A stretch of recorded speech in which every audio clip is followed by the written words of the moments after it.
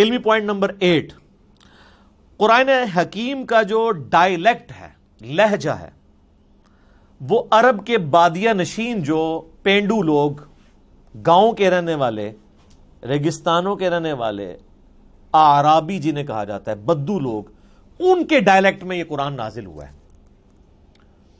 یعنی جس طرح آپ آج بھی دیکھ لیں، ایک ہے شہری پنجابی، عجیب پٹھی سیدھی، اور ایک ٹھیٹھ گاؤں کے لوگوں کی پنجابی ہے. اس کے ڈائلیکٹ میں اور شہری پنجابی کے ڈائلیکٹ میں کتنا فرق ہے. اور ایک ہے لکھنؤ کے لوگوں کی، یو پی کے لوگوں کی اردو، اور ایک ہے ہم پنجابیوں کی اردو. ڈائلیکٹ میں فرق ہے. ہم اردو زبان کو سیکھ تو ضرور سکتے ہیں، اس ڈائلیکٹ کو بھی سیکھ سکتے ہیں، لیکن پھر بھی کہیں نہ کہیں پکڑے جاتے ہیں کہ پنجابی ہیں. میں نے تو اپنے آپ کافی اوور کم اس اعتبار سے کیا ہے کہ الفاظ کی ادائیگی ٹھیک ہو، لیکن بعض اوقات اپنے لہجے سے پتہ چل جاتا ہے کہ یہ اردو بولنے والا پٹھان ہے، پنجابی ہے، بلوچی ہے، سندھی ہے. تو اس اعتبار سے جو ڈائلیکٹ ہے نا قرآن کا، وہ ہے عرب کے بادیہ نشین لوگوں کی عربک کا. اور وہ آج بھی آپ عرب میں چلے جائیں نا، وہ اسی طریقے سے وہی عربی بولتے ہیں. ویسے آپ اپنے علاقوں میں بھی دیکھیں، آپ لاہور میں چلے جائیں تو اور طرح کی پنجابی ہے، فیصل آباد والوں کی اپنی پنجابی ہے. اور اگر آپ سیالکوٹ میں چلے جائیں، سیالکوٹ والے جب اردو بھی بول رہے ہوتے ہیں ہمیں پتہ چل جاتا ہے یہ سیالکوٹ کا بندہ ہے، کیونکہ وہ اس کو اپنے اسی سٹائل میں بول رہے ہوتے ہیں. اسی طریقے سے جو ہند کو، یعنی یہ سطح مرتفع پوٹھوہار کے رہنے والے، ہم بھی پوٹھوہاری ہیں جہلم کے لوگ، یہاں کی ہم تو خیر اتنے پوٹھوہاری نہیں، آپ ذرا پنڈی چلے جائیں نا، ان کی ذرا آپ پنجابی سنیں. ہم تو کہتے ہیں نا ادھر آؤ، وہ کہتے ہیں ادھر آؤ. اب لفظ وہی ہے لیکن ذرا ڈیفرنٹ فارم میں. یہ ڈائلیکٹ کہلاتے ہیں. ایک ہی لفظ دوسری فارم میں جب بولا جاتا ہے، لفظ وہی ہے. اب ادھر آؤ اور ادھر آؤ میں بڑا فرق ہے، لیکن لفظ ایک ہی ہے، ڈائلیکٹ کا فرق ہو گیا.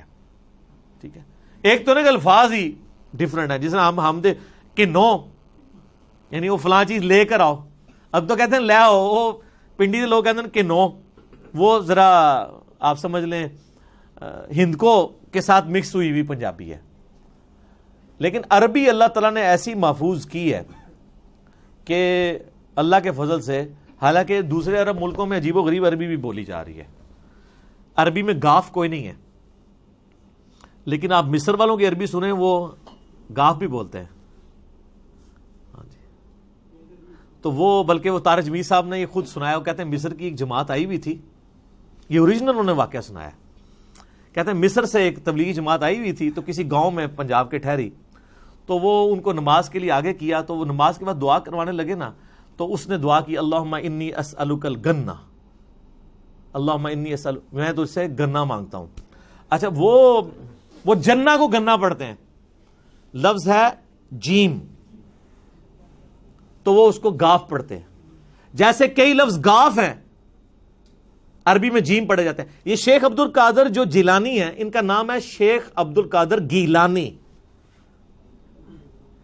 جب یہ عربی میں گیا نا، تو عربی میں تو گاف نہیں ہوتی تھی، تو ان کو جیلانی کہنا شروع کر دیا، گاف کو جیم بنا. جیسے کراچی ہے، تو کراچی اب چھ تو ہوتی نہیں عربی میں.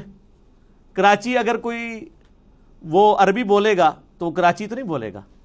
پاکستان کو وہ باکستان بولتے ہیں، کیونکہ پا نہیں، پے ہوتی نہیں ہے، تو وہ بے بولتے ہیں اس کی جگہ.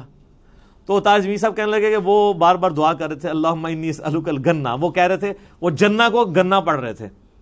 تو وہ جناب وہ گاؤں کے لوگ اتنے سارے گنے لا کے انہوں نے اگلی نماز میں وہاں رکھ دیے. انہوں نے کہا گنے پہ مانگتے ہیں.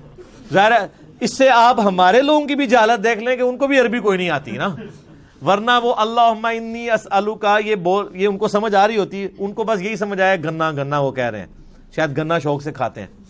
تو وہ جنہ کو گنا پڑھ رہے تھے. تو اس طرح کا یعنی جو عربک میں ڈیفارمیشن ہے نا، وہ مصر کی عربی میں اور اس طرح کی آئی ہے کہ اس میں الفاظ اس طرح آ گئے ہیں. لیکن جو پیورلی عرب کے لوگ ہیں وہ آج بھی وہی عربی بولتے ہیں جو عربی ہے. اس کے اندر وہ کوئی بھی اس طریقے سے تبدیلی نہیں آئی ہوئی ہے. جس قسم کی تبدیلی جو ہے وہ ہمیں ان لوگوں کے اندر نظر آتی ہے. تو یہ اللہ تعالیٰ نے قرآن حکیم کو محفوظ کیا ہے عربی کی برکت سے اللہ تعالیٰ نے عربی کو محفوظ کیا ہے قرآن کی برکت سے. عربی اللہ کی زبان ہے نا جی.